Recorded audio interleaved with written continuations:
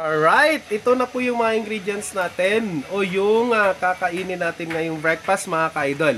Okay, with one talong, ayan, isang talong, patatas, ayan. Itong patatas po mga ka-idol ha, para siyang yung balangoy kung sa Bisaya mga ka-idol, yung cassava good kung sa Ingles pa. Masarap siya po, alright. Ito yung halo ko sa diet ko po. Saka, tuyo. Paborito ko tuwing umaga mga ka-idol. Ayan, tuyo. Or bulad sa Bisaya. And then, isang itlog. Hindi ko na ito lulutuin mga ka-idol. Alright? Then, syempre naman, hindi mawawala din tong natin protein. Yung chorizo. Alright? Kung may tosino lang sana dito mga ka-idol. At saka, itong bawang para sa ating cholesterol at saka sa high blood pressure natin mga ka-idol. Ayan po yun. Tapos, ang ginawa ko mga ka-idol, nakaluto na rin yung wifey ko ng sayote together with egg. Nilagyan niya ang egg po. Gigisa lang niya po nandun sa kabilang kusina namin. Ito, ayan na, kumukulo na po yung ating chorizo. Ayan, napakasarap po nito mga ka-idol. Alright! Ayan. Swak na swak ito sa agahan natin mga ka-idol. Ayan. Kasi 100% ang kinikita natin araw-araw, idol, ay mapupunta po sa pagkain at saka yung pagkain natin mga ka-idol ay masusustansya po. Okay, kasi kids, sino ba yung mga nag-view sa akin na channel po? Don't forget or do not skip your breakfast ha.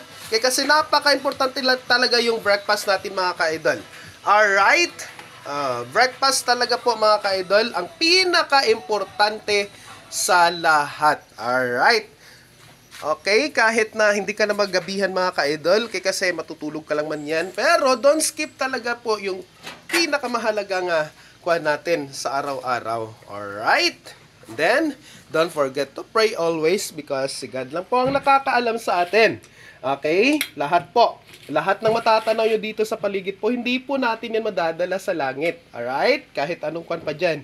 Pero okay lang man yung sinasabi nila na ang next generation po. Pero salungat po yung aking, kwan dun ha? Salungat po yung aking pag-iisip.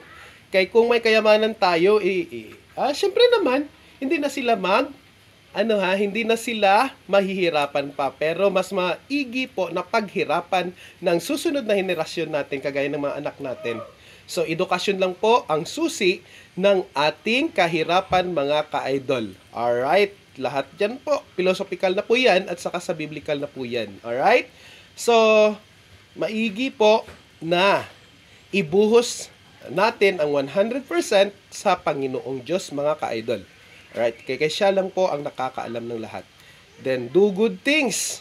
Alright, do good things sa kapwa mo tao. Huwag na pong manghinala. Okay? Kaya kasi yung hinala na yan ay negatibo po yan. Alright? Hindi po yan nakakabuti sa ating sarili. Alright? Higit na sa kapwa tao natin. Huwag kayong magsigig hinala. Alright? Okay? Ayan mga ka-idol. Here we go.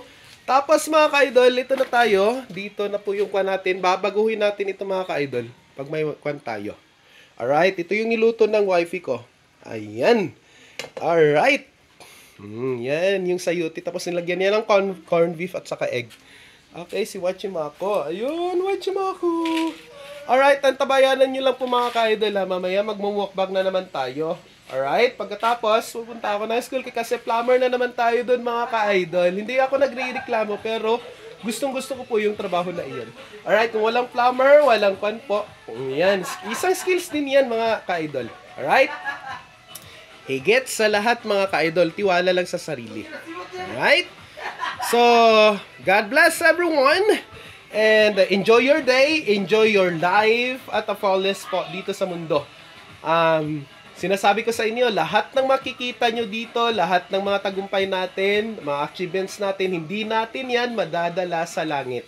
Kundi yung paniniwala natin at ibubuhos natin lagi ang ating sarili, ang ating pananampalataya sa buong may kapal. Alright? Kahit ano pa yung pinakamataas, tingnan nyo yung mga artista, tingnan nyo yung mga, mga politiko, tingnan nyo yung mga, patay sila lahat. Kaya kasi hindi nila yan madadala. Kahit sarili pa, hindi mo yan madadala. Alright? Philosophical basis na yan na uulit-ulitin ko kaya kasi meron tayong history na subject sa school. History repeated or repeat it itself. Alright mga ka-idol. Huwag nyong ipagdamot kung ano ang mayroon tayo mga ka-idol. Sige mga ka-idol.